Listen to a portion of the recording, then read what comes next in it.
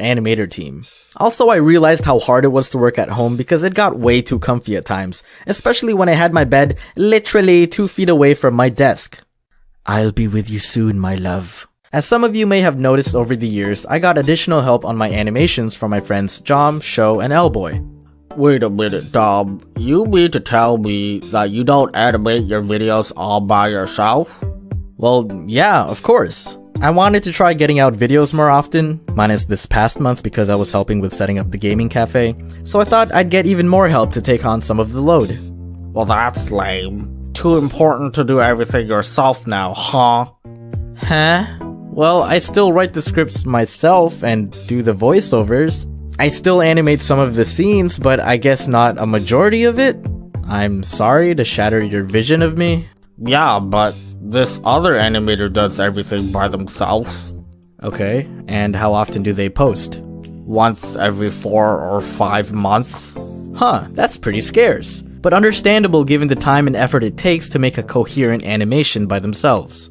Yeah, I get that, but I just wish they posted more often.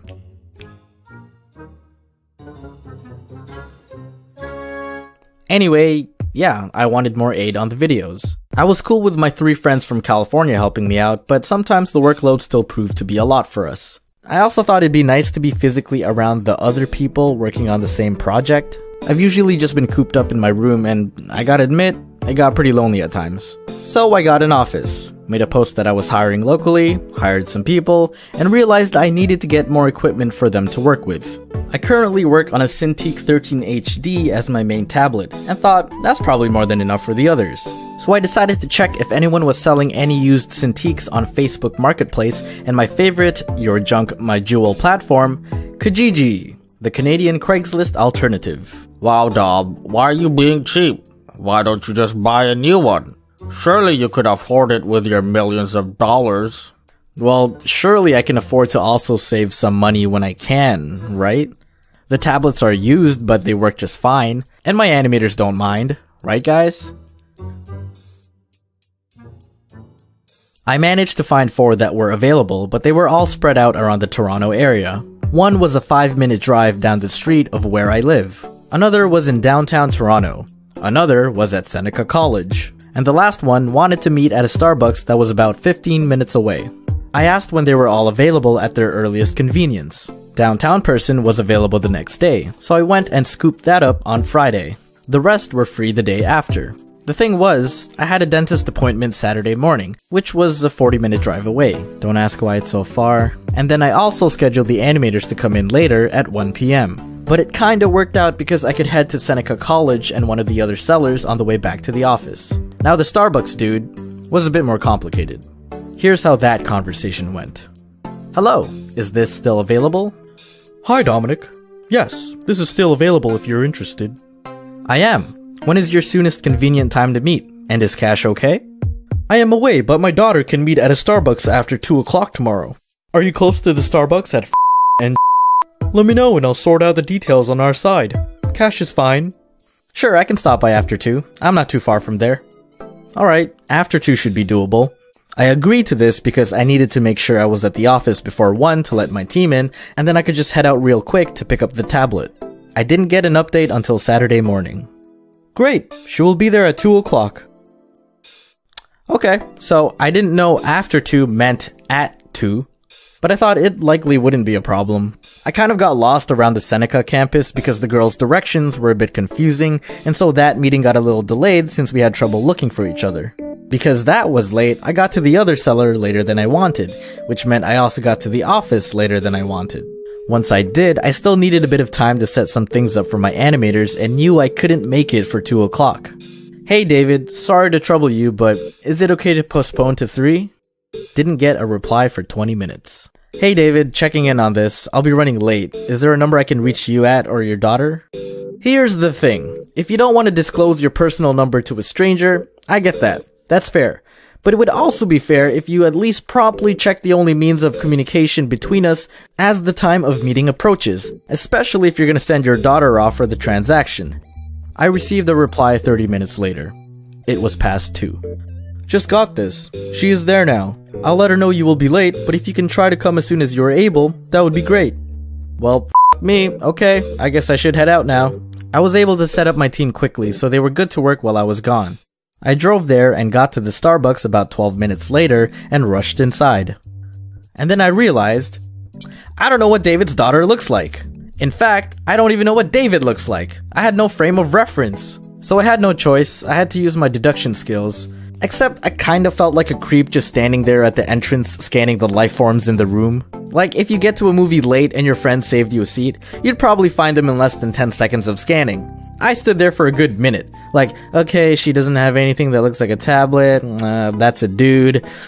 She looks like a bit too old to be a daughter, kinda morbid but true. Eventually I gave up and just sat down. No one seemed to be acknowledging me as I continued to look around, and you'd think that if you sent your daughter to make an exchange, they'd be on the lookout for the person they're going to meet. So I assumed she either lacked map awareness or she wasn't there. Hey David, what does she look like? Hi Dominic, she is now across the street at Wild Wings. Do you mind meeting her there? She's with a few friends in the restaurant.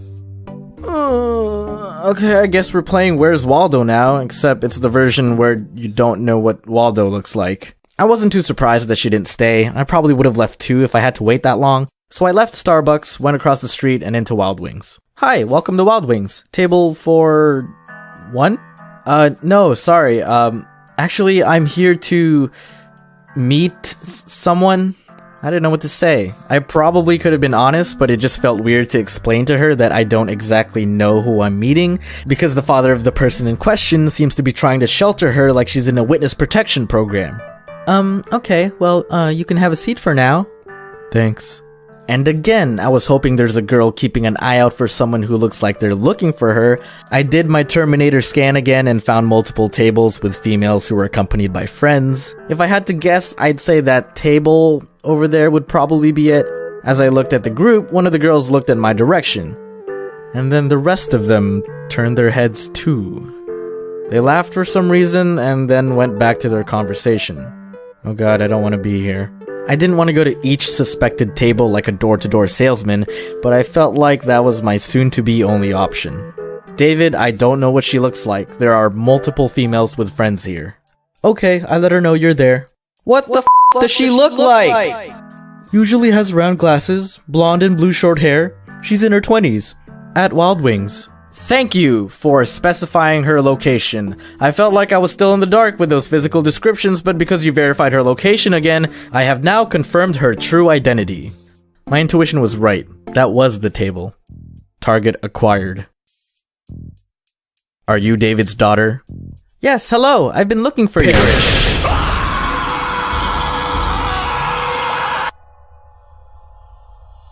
Did you do it?